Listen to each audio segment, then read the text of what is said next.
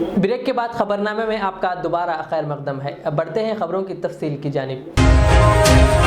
रियासत तेलंगाना में 1 सितंबर से स्कूल्स और कॉलेजेस की कुशादगी अमल में लाई गई, जबकि स्कूल्स की कुशादगी के बाद औलिया तुलबा में तरह तरह का रद्द अमल देखने को मिल रहा है। कोई कोरोना के खौफ से अपने बच्चों को स्कूल्स भेजने से डर रहे हैं, तो कोई वायरल अमराज से बेतहाशा इजाफे के सबब अपने बच्चों को स्कूल्स नहीं भेज रहे हैं, जिस पर अभी भी औलिया तुलबा में तजस्सुस बरकरार है।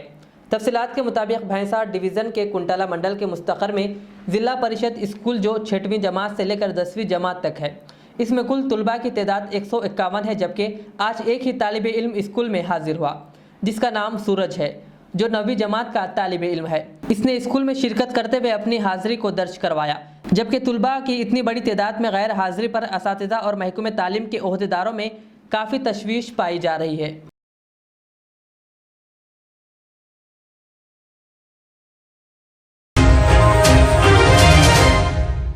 Bhainsa town circle inspector Praveen Kumar की इत्तला के बामुअज्जब मुत्तहिदा जिला आदिलाबाद के रुकन पार्लियामेंट सोयम नागाराव ने कल भैंसा का दौरा करते हुए एक मुनक्किदा मीटिंग में इश्तियाल अंगेज अंदाज में मुतनाज़िया बयान दिया है, जिसके बाद भैंसा पुलिस ने रुकन पार्लियामेंट के खिलाफ केस दर्ज कर लिया है। तेलंगाना प्रदेश कांग्रेस कमेटी के सदर रेवंत रेड्डी ने कहा कि दोनों तेलुगु रियासतों तेलंगाना और आंध्र प्रदेश में पानी के तनाज़ा न होने को यकीनी बनाने के लिए आंध्र प्रदेश तंजीम नौ कानून में एपेक्स काउंसिल को शामिल किया गया था। उन्होंने कहा कि Krishna river management board, Godavari river management boards के क़याम के जरिए इसको कानूनी हैसियत दी गई है। पार्टी के हेडक्वार्टर्स गांधी भवन में मीडिया से बात करते हुए रेवंत रेड्डी ने कहा कि साल 2015 में दरियाए कृष्णा के पानी के मसले पर एपी और तेलंगाना में मुआहदा तय पाया था।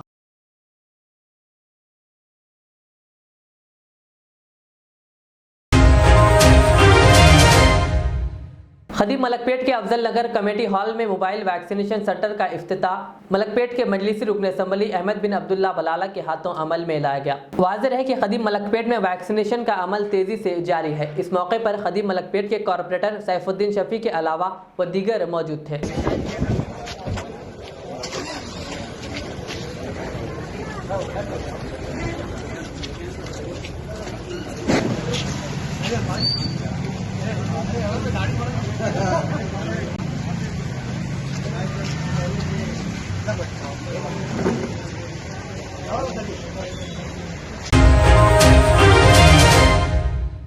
मजलिस इत्तेहादुल मुस्लिमीन के सदर व रुकन पार्लियामेंट हैदराबाद बैरिस्टर असदुद्दीन अवैसी ने तालिबान के साथ मोदी हुकूमत के मौक़िफ़ पर अपना रद्द-ए-अमल जाहिर करते हुए कहा कि उत्तर प्रदेश में इंतखाबात तक ही बीजेपी तालिबान के खिलाफ खड़ेगी। उन्होंने कहा कि जो ही इंतखाबात ख़त्म हो जाएंगे, बाज़ाब्ता सरकारी सतह पर तालिबान के साथ मुज़ाकरात व मामलात करेगी। सरकार की तरफ से जो ऑफिशियल स्टेटमेंट आया है उसमें यह कहा गया है कि तालिबान, अब ये बीजेपी संघियों से मैं चाह रहा हूं कि सुने इस जुमले को, तालिबान की रिक्वेस्ट पर मोदी सरकार ने भारत की सरजमीन पर तालिबान से बातचीत की। अब हम ये पूछना चाह रहे हैं मोदी सरकार से कि उनको क्या आपने कबाब खिलाया या उनको आपने दूध पिलाया या बगैर दूध की चाय पिलाई? और जब आपने बातचीत की तो आपने क्या उनसे कहा कि हेलमंड प्रोविंस में जैश ए मोहम्मद एक्टिव है, खोस्ट में लश्कर तैयबा का कैंप एक्टिव है?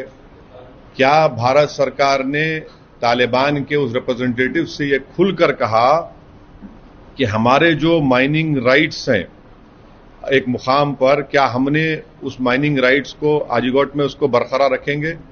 और सबसे अहम बात यह है कि भारत सरकार यूएन सैंक्शन कमेटी का चेयरमैन है, तो क्या वो तालिबान और हक्कानी नेटवर्क के वो टेररिस्ट को डिलिस्ट करेंगे? और सबसे बुनियादी बात, ये मोदी सरकार देश को बताए कि तालिबान आतंकवादी है या नहीं है, और उनका मौक़िफ़ क्या बता दें। अगर आतंकवादी है तो क्या वो यूएपीए की टेरर लिस्ट में तालिबान को ऐड करेंगे, हक्कानियों को ऐड करेंगे? नहीं करेंगे, क्योंकि आए दिन एक मुसलमान अगर तरकारी बेचता है तालिबानी है, कोई इनसे अपोज करता है पॉलिटिकली, चाहे मुसलमान हो ना हो, ये तालिबानी सोच का है। ये बीजेपी के लोग आपके चैनलों पर बैठकर बोलते हैं।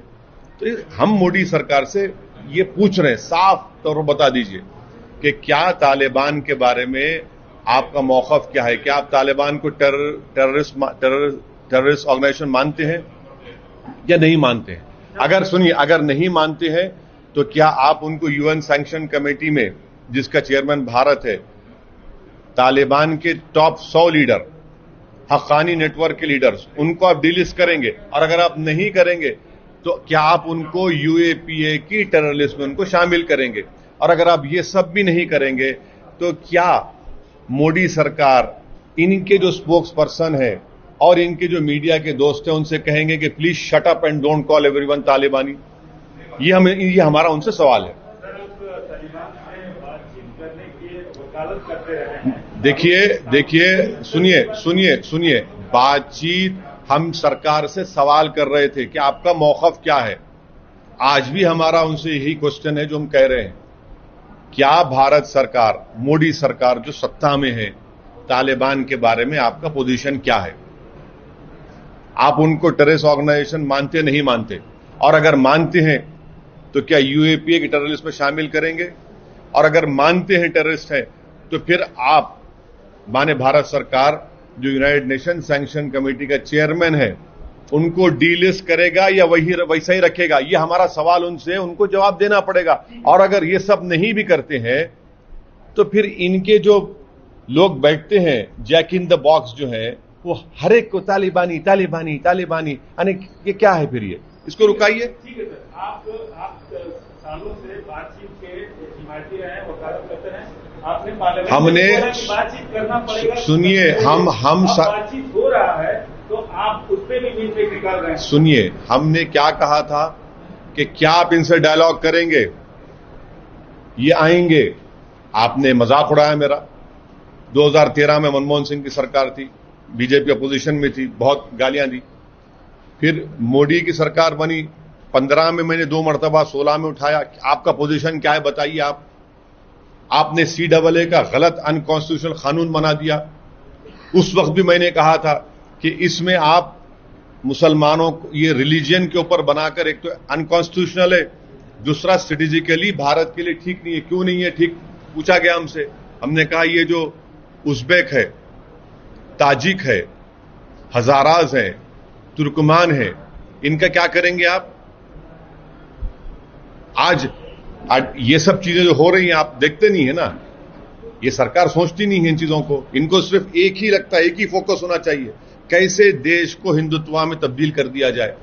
डोमेस्टिक पॉलिटिक्स को फॉरेन पॉलिसी बना देते हैं लोग।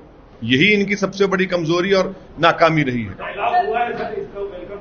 कह का वेलकम करेंगे? कहे का अरे भाई, हम तो सवाल कर रहे हैं कि आपने भारत की टेरिटरी पर तालिबान के आदमी को बुलाया उनके रिक्वेस्ट पर, तो क्या आपने उनको चाय पिलाया? दूध की चाय या बगैर दूध की? कौन सी? और क्या कबाब खिलाया आपने उसमें? और हाजीघाट में जो हमारा माइनिंग राइट्स के बारे में क्या बोला आपने? क्या आपने उनसे कहा कि हेलमेंड में जैश ए मोहम्मद जो पार्लियामेंट पर हमला किया, एयरक्राफ्ट हमारा हाईजैक किए, लश्कर ए तैयबा जो मुंबई की सरजमीन पर मासूम लोगों को मारे, उनका कैंप खोस में चल रहा है,